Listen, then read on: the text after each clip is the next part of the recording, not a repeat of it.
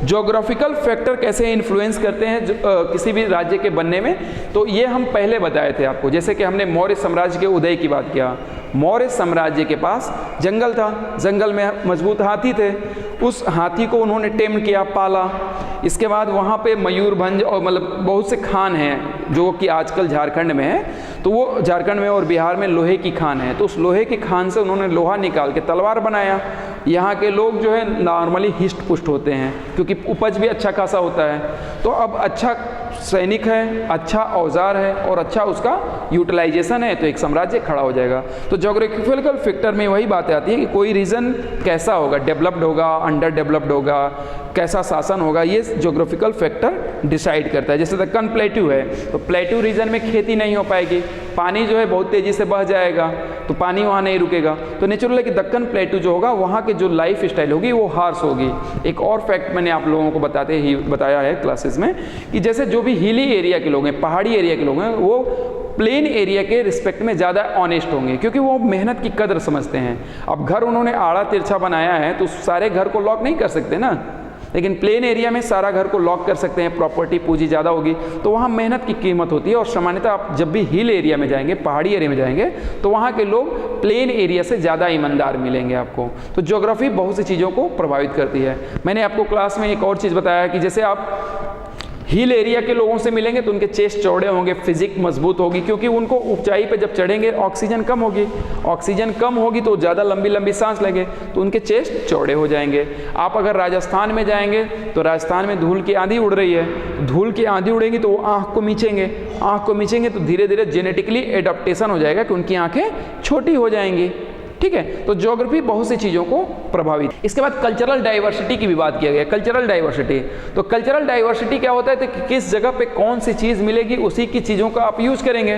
तो जहाँ चावल ज़्यादा उत्पादित होगा वहाँ पे लोग चावल खाएंगे, जहाँ गेहूँ ज़्यादा उत्पादित होगा वहाँ गेहूँ खाएंगे। जैसे मैं सामान्यतः हरियाणा की बात करता हूँ, हरियाणा में लोग ये नहीं पूछते हैं खाना खाएगा, पूछेगा रोटी खाया रोटी, क्योंकि वो जो क्लाइमेट है, वो जो ज्योग्राफिकल फैक्टर है, वो राइस उत्पादन के लिए सूटेबल नहीं है। वहाँ वीट उत्पादित किया जा सकता है, लेकिन हमने ग्रीन रिवोल्यूशन का यूज करके वहाँ राइस का प्रोडक्शन बना दिया और उससे वो कैंसर फैल रहा है। अभी अगर बंगाल में जाएंगे तो बंगाल जो है वेट एरिया है, या अभी बिहार के भी पूर्णिया जिले में जाएंगे तो वो वेट एरिया है, मतलब पानी जो है सामान्यतः जमीन के ऊपर रहता है हर समय में, वो नदी का पानी नहीं है, वो तलछट ही ऐसा है कि उसमें पानी जमा हुआ है। इन सब बेल्टों में भी कहीं कहीं पानी जमा मिलेगा आपको, ये भी लो एरिया है, गंगा का कछारी एरिया है।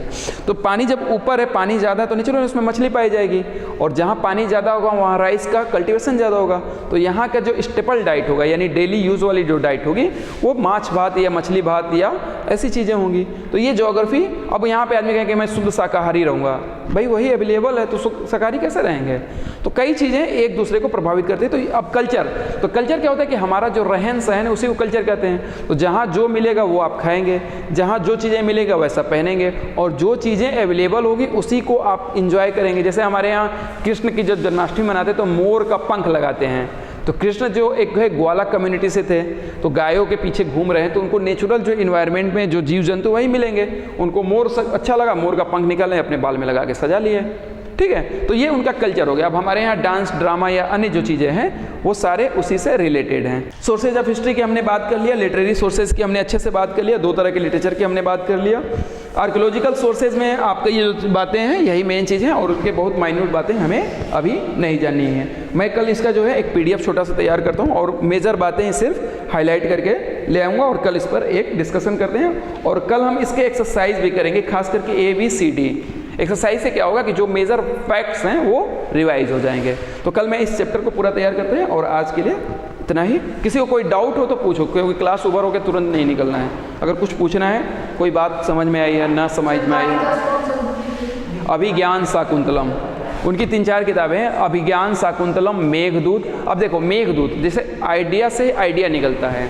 मेघदूत में कालिदास ने बादल के माध्यम से संदेश भेजा है। अब उस जमाने में सोचे कि उन्होंने कल्पना की बादल से संदेश भेजने का, आज हम मोबाइल से भेज रहे हैं। तो अगर उस आइडिया पे काम किया था कि अच्छा ऐसा कैसे हो सकता है, तो हम मोबाइल बना पाते हैं। तो किसी चीज़ को निगेट करने की जगह पे हम अगर उसको पॉजिटिव वे में लें तो हम आगे बढ़ेंगे। कोई सोच भी रहा है, देखिए 2 ही विचार दुनिया में चलते हैं कि चीज़ पहले है, सामान पहले है, यानी आइडिया पहले है, या ऑब्जेक्ट। तो हर बार यही बात आता है कि आइडिया पढ़ने, जैसे हमें वीडियो रिकॉर्ड करना है तो हम प्रायोरिटी के रिकॉर्ड करना, तो हम उससे सिस्टम बनाएंगे। जैसे ये किसी ने बनाया होगा ट्राइपॉड, तो उसने सोचा होगा ना कि एक ऐसी चीज़ों की लंबा हो जाए जिसको पर कैमरा रख सके, फिर ऐसा कोई अगर कैरी करने के लिए भी उसको मोड़ के छोटा किया जा सके, तो ये आइडिया है। अब सामान तो लोहा तो पूरी दुनिया में फैला है, लकड़ी प्लास्टिक सब कुछ फैला है, लेकिन आइडिया ही तो उसको प्रोड्यूस करता है। तो कोई भी चीज़ रहता है, अगर हम आप उस पर थिंक करेंगे, न्यूटन सेव जानते हैं, सेव तो सब खा रहे हैं, सबके जब गिर रहा है, लेकिन न्यूटन ने सोचा कि भाई नीचे क्यों गिरा, ऊपर क्यों नहीं गया, उसने लॉ ऑफ ग्रेविटी दे दिया। हमारे यहाँ गिरता तो हम खा जाते हैं कि भगवान का प्रसाद मिला है, ठीक है। और कुछ बस, तो एक चैप्टर हम लोगों ने कंप्लीट किया है। इसके जो फैक्चुअल चीज़ें हैं कल मैं आपको डिलीवर करता हूँ, आने के बाद मुझे टाइम नहीं मिला। और वीडियोज़ के चक्कर में पढ़िए, वो वीडियोज़ बहुत इफेक्टिव नहीं है। यहाँ जो बैठ रहे हैं, देखिए टाइम आपके पास इतना है नहीं, मैं अपना इसलिए टाइम यहाँ पे दे रहा हूँ और आपको दे रहा हूँ कि मुझे एक वीडियो रिकॉर्ड करने के साथ साथ है कि आप लोग थोड़ा जो पीछे छूट गए हैं, जो नहीं किए हैं, ये 6, 7, 8 पढ़े नहीं हैं, तो साथ साथ पढ़ लेंगे। और मेरा ये जो वीडियो है ये बहुत प्रोडक्टिव नहीं है, बहुत इफेक्टिव नहीं है। अगर इफेक्टिव वीडियो बनाना होता है जब मैं अकेले बनाऊँगा, क्योंकि संक्षिप्त चीज़ें ही लोग देखना पसंद करेंगे। और आप भी अगर एक चीज़ जब यहाँ समझ लिए हैं, सीख लिए हैं, तो पूरी की पूरी चीज़ों पे मत टाइम बर्बाद करिए। उसके छोटे जो नोट्स हैं या जो हाईलाइटेड पॉइंट्स हैं वो देखिए। इससे अगर ऐसा नहीं करेंगे ना, तो फिर आदत में वही रहेगा कि आप हमेशा लंबा चीज़ खोजेंगे। आप शार्ट चीज़, जैसे अगर 1 घंटे की क्लास हुई तो उसको 10 मिनट में रिवाइज करने की कैपेसिटी रखिए, तब आप रिवाइज करेंगे ना सभी चीज़। अब हर लाइन बाई लाइन पढ़ने लगेंगे तो रिवाइज क्या होगा। और मेजर पॉइंट याद नहीं रखा, मक्खन निकालना सीखिए, जिस्ट। जैसे हमने 1 घंटा अभी लेक्चर दिया तो इसका जिस्ट क्या है, 4-5 किताबें थी वो याद होना चाहिए, उन किताबों में क्या क्या कुछ बातें थी वो याद होना चाहिए, बस हो गया। और ये जो डाटा था 3-4 ये याद हो गया। 10 मिनट भी नहीं है, 5 मिनट में अगर रिवाइज करें हम, तो हमने हिस्ट्री के डिवीजन पढ़े, pre history, proto history, history, इसमें आर्कियोलॉजिकल और लिटरेरी साक्ष्य थे, उसी के आधार पर इनका डिवीजन था। इसके बाद हम लोगों ने सोर्सेज पढ़ा, सोर्सेज में 2 तरह के थे, आर्कियोलॉजिकल और लिटरेरी। लिटरेरी में सोर्सेज 2 प्रकार के थे, एक सेकुलर था, नहीं एक तो फॉरेन था और एक इंडिजीनियस था। इंडिजीनियस में भी 2 प्रकार था, सेक्रेट और सेकुलर, सेक्रेट और सेकुलर। सेक्रेट में हमने कुछ एग्जांपल दिए, जैसे रामायण महाभारत जो है वो आपके सेक्रेट में आ जाएगा। सेकुलर में जो है कौटिल्य का अर्थशास्त्र आ जाएगा, पंचतंत्र आ जाएगा, अभिज्ञान शाकुंतलम आ जाएगा, मेघदूत आ जाएगा, उसकी हमने फिर आपको कहानी सुनाई। तो ये 5 मिनट में रिवीजन हो गया और यही आपसे कहीं भी पूछा जाएगा। और कंसेप्ट बिल्डिंग जो होता है, आप जब ईमानदारी से ध्यान से सुनेंगे तो मेजर बातें अपने आप सिंक कर जाएंगी। फैक्ट का जो है ना वो ढांचा है, उस फैक्ट पर कंसेप्ट अपने आप बिल्ड होता है। अब मैं सोच के नहीं आता कि आपको ये कहानी सुनाऊंगा, जैसे ये चीज़ें हमने लिखा हमको वो कहानियाँ याद आ गई, ठीक है। तो टाइम को यूज़ करिए। हालांकि एक बार इच्छा हो तो देख लीजिएगा, मैं अभी वीडियोस अपलोड कर रहा हूँ। मैंने एक्चुअली कर क्या रखा है कि चैनल जो है क्लासेज वाइज बनाए हैं। मेरा अभी शॉर्ट टर्म में कोई उससे प्रोडक्टिव नहीं लेना है या कोई वो पैसा नहीं बनाना है या कुछ ऐसा नहीं करना है, मुझे लॉन्ग टर्म में खेलना है। लॉन्ग टर्म में खेलने का ये है कि मुझे अपनी इमेज बनानी है, तो मैंने क्लास वाइज चैनल बनाए हैं और सब्जेक्ट वाइज डिवीज़न किए हैं। यानी एक चैनल पे सिर्फ एक ही सब्जेक्ट के, एक ही टॉपिक के कंटेंट होंगे। जैसे मैंने हिस्ट्री का एक चैनल बना दिया तो उसमें क्लास 6 के ही सिर्फ हिस्ट्री होंगे, और एक मैंने लेक्चर ले लिया, फिर उसको और रिफाइन करके और बेहतर करके चलाना है। और वो लाइफ लॉन्ग मेरा प्रोजेक्ट है, ठीक है।